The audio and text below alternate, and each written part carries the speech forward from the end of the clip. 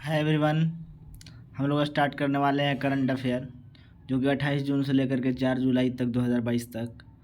और वीक में हम लोग 4 सप्ताह यानी मंथ में हम लोग 4 सप्ताह करेंगे। चारों सप्ताह यानी वीकली करंट अफेयर आएगा। और ये आपका जुलाई से स्टार्ट कर रहे हैं। एक तरह से जुलाई में 4 आएगा, अगस्त में 4 आएगा। इसी तरह से क्रम में हम लोग आगे बढ़ेंगे। और सबसे पहले आता है कि दल बदल विरोधी कानून का महत्व और प्रासंगिकता क्या है। चर्चा में क्यों था? तो चर्चा में इसलिए था कि आज महाराष्ट्र विधानसभा में विश्वास मत सिद्ध करते हुए एकनाथ शिंदे ने मुख्यमंत्री के रूप में नियुक्ति है। शीघ्र ही उन्होंने राज्यपाल द्वारा मुख्यमंत्री पद की शपथ दिलाई। मुख्यमंत्री पद हेतु उन्होंने शपथ दिलाई।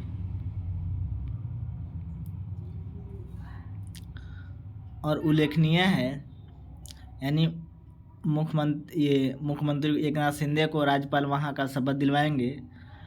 मामला क्या है कि इससे पूर्व गठबंधन सरकार के उद्धव ठाकरे महाराष्ट्र के मुख्यमंत्री थे।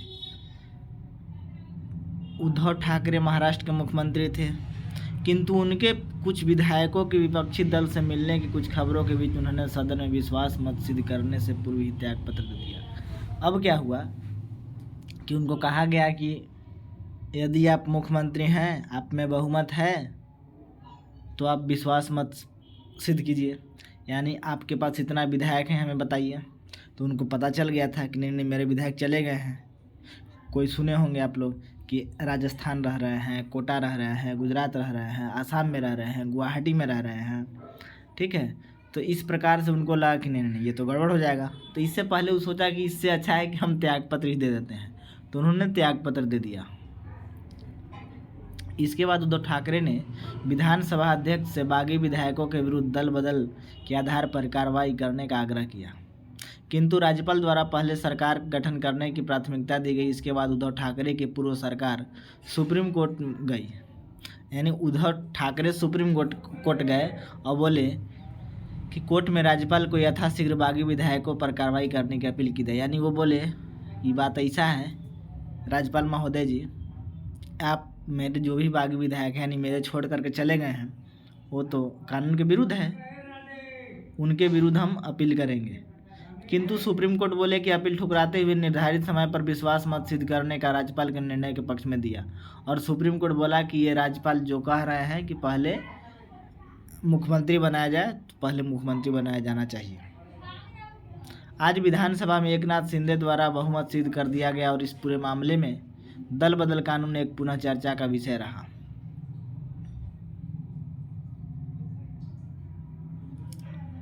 दल बदल कानून क्या है?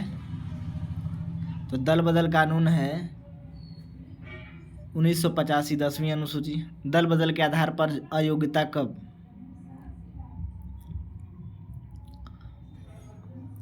तो कोई विधायक या सांसद दल बदल के आधार पर अयोग्यता कब हो जाएगा, यानी ये योग्य कब नहीं कहलाएगा? तो तब नहीं कहलाएगा। इसके लिए 4 बिंदु हैं। 4 बिंदु क्या क्या है? पहला बिंदु है, कोई विधायक या सांसद अपनी इच्छा से उस राजनीतिक दल की सदस्यता त्याग देता है, यानी अपनी इच्छा से, या तो एमएलए हो या पार्लियामेंट हो, अपनी इच्छा से उसकी सदस्यता त्याग देता है जिस दल की सीट पर वह सदन में जीत कर गया है। मान लेते हैं कि बीजेपी से जीत के गया है, अभी तो बीजेपी से जीत गया है तो छोड़ के जाएगा नहीं, लेकिन कांग्रेस वाले हो गए या फिर छोटे मोटे कोई केला छाप वगैरह हो गया, जीत कर गया, वहाँ सोचा कि नहीं बीजेपी में मिल जाएंगे तो हमको देखो मंत्री का सीट मिल जाएगा, तो बदल सकता है। दूसरा ये है, अपने दल के निर्देशों के विपरीत सदन में वोटिंग करने के समय सदन में अनुपस्थित था। जब वोटिंग हो रहा था कि मुख्यमंत्री, मान लेते हैं उद्धव ठाकरे जी को करना है, उस समय वो अनुपस्थित रहा कि नहीं हम तो रहबे नहीं करेंगे, काहे कि अदर पार्टी से वो पैसा ले लिया है। निर्दलीय सदस्य चुनाव जीतने के बाद किसी राजनीतिक दल की सदस्यता ग्रहण कर ले। कोई भी निर्दलीय है, निर्दलीय से जीत करके गया है, अपना पैसा एकदम खर्चा करके अपने दम पे जीता, और वहाँ गया तो उसको लालच मिल रहा है कि आप आइए और ये लीजिए।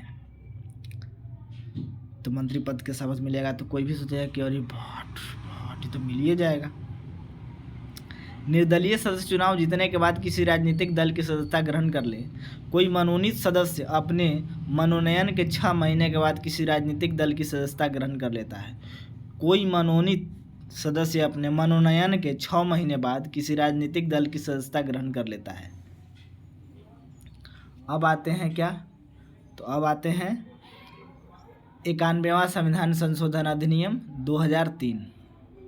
ठीक है, यदि किसी राजनीतिक दल के 2/3 सदस्य, 2/3 सदस्य, ठीक है, कितना, 2/3 सदस्य किसी नए दल का गठन कर लेते हैं या किसी अन्य राजनीतिक दल में शामिल हो जाते हैं तो उन्हें दल बदल कानून के आधार पर अयोग्य घोषित नहीं किया जा सकता है। मंत्रिपरिषद का आकार प्रधानमंत्री सहित सभी लोकसभा की कुल सदस्य संख्या के 15% से अधिक नहीं है। राज्यों के संबंध में मंत्रिपरिषद की सदस्य संख्या मुख्यमंत्री सहित न्यूनतम 12 सदस्य थे। अब मंत्रिपरिषद का आकार क्या होगा, प्रधानमंत्री सहित लोकसभा की कुल सदस्य संख्या में 15% से अधिक नहीं है। राज्यों के संबंध में मंत्रिपरिषद की सदस्य संख्या मुख्यमंत्री सहित न्यूनतम 12 सदस्य थे। अब सोच सकते हैं, यदि कोई सांसद या विधायक दल बदल के आधार पर अपनी सदस्यता खो देता है, कोई भी सांसद है दल बदल के आधार पर अपनी सदस्यता खो दिया तो वह मंत्री पद धारण करने के लिए भी अयोग्य होगा। तब वह क्या होगा कि मंत्री पद धारण करने के योग्य नहीं बनेगा। अयोग्यता का निर्धारण कौन करेगा, यानी कौन कहेगा कि अयोग्य है? सदन का अध्यक्ष। दल बदल के संबंध में सदन के अध्यक्ष द्वारा दिए गए निर्णय को न्यायालय में मुख्यमंत्री चुनौती दे सकती है। की हो तो होलन मामले सुप्रीम कोर्ट, जो पॉलिटी में हम लोग यूनिट 2 में पढ़े हैं, की हो तो होलन मामला पढ़े हैं ना। पीठासीन अधिकारी के विवादास्पद भूमिका। दल बदल कानून के अंतर्गत किसी सदस्य की अयोग्यता के निर्धारण की शक्ति विधानसभा या लोकसभा अध्यक्ष को है, किंतु किसी सदस्य की अयोग्यता के निर्धारण हेतु अध्यक्ष के स्पष्ट समयावधि का उल्लेख नहीं है। अध्यक्ष को यह शक्ति देना वर्तमान में राजनीतिक गतिरोध का कारण भी है, क्योंकि अध्यक्ष भी सामान्यतः सत्तारूढ़ दल से संबंधित तथा अध्यक्ष द्वारा दिए गए निर्णय में कोई निष्पक्षता संदिग्ध नहीं है। भारत के सुप्रीम कोर्ट उपराष्ट्रपति द्वारा इस बात करेंगे। भारत के सदस्यता उपराष्ट्रपति, भारत के सदस्यता उपराष्ट्रपति, भारत के सदस्यता उपराष्ट्रपति।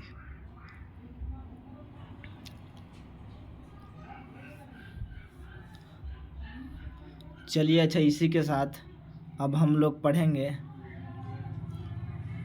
भारत में वर्तमान उपराष्ट्रपति भी इस बात को स्वीकार कर चुके हैं।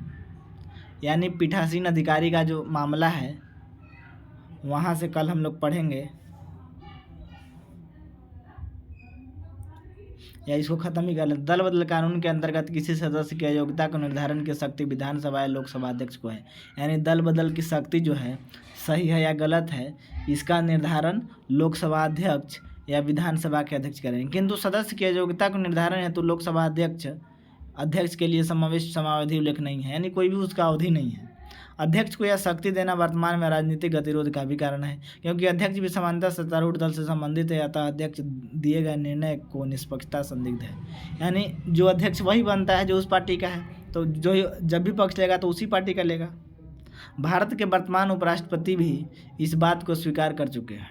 भारत के जो वर्तमान उपराष्ट्रपति हैं इस बात को स्वीकार कर चुके हैं कि नहीं, ये तो है। सुप्रीम कोर्ट की हालिया टिप्पणी।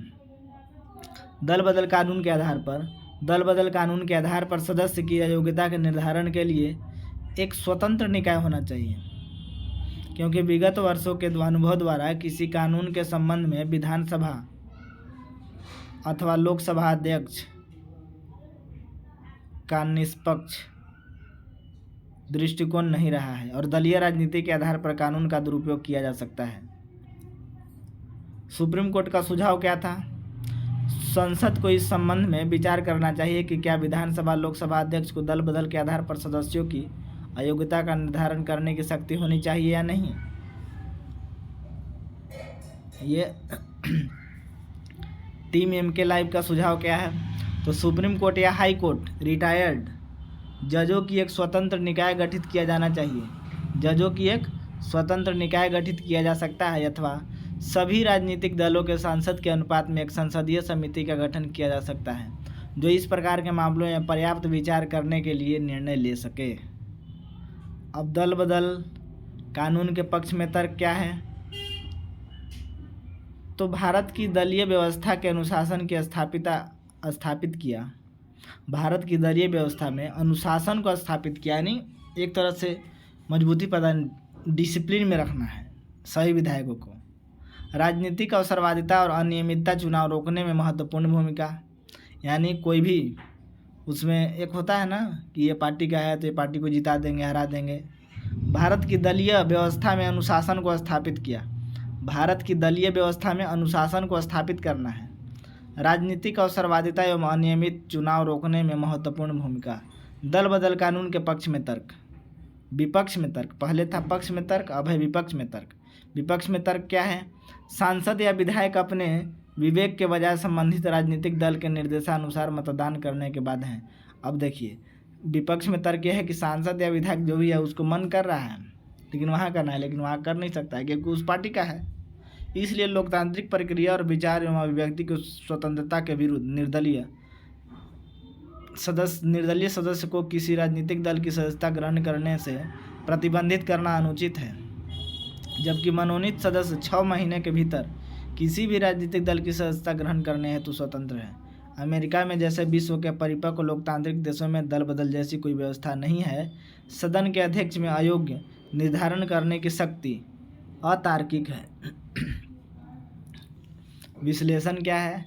तो विश्लेषण है उपर्युक्त विश्लेषण के बाद स्पष्ट होता है कि दल बदल कानून ने राजनीतिक अवसरवादिता पर अंकुश लगाते हुए सरकारों पर स्थिरता प्रदान की है। सांसदों एवं विधायकों द्वारा अनुचित आधारों पर प्रलोभन में आकर दल बदल की दुष्प्रवृत्ति पर रोक लगाने में इस कानून में महत्वपूर्ण भूमिका निभाई। यद्यपि इस कानून में कुछ कमियां विद्यमान हैं, किंतु पिछले घटनाक्रमों में प्राप्त अनुभवों के आधार पर दूर किया जा सकता है। उपयुक्त संसाधन क्या है?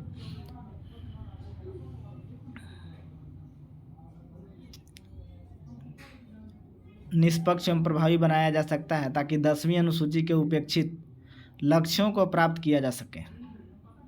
तो इसी के साथ हम मिलते हैं अगले एपिसोड में। अगला टॉपिक रहेगा हमारा गिग इकोनॉमी, और मतलब अच्छा से एक बार इसको सुनिए, ठीक है। यदि PDF आपको चाहिए तो PDF भी दे देंगे। अब अगला पार्ट में हम लोग करेंगे गिग इकोनॉमी, ठीक है। बाय।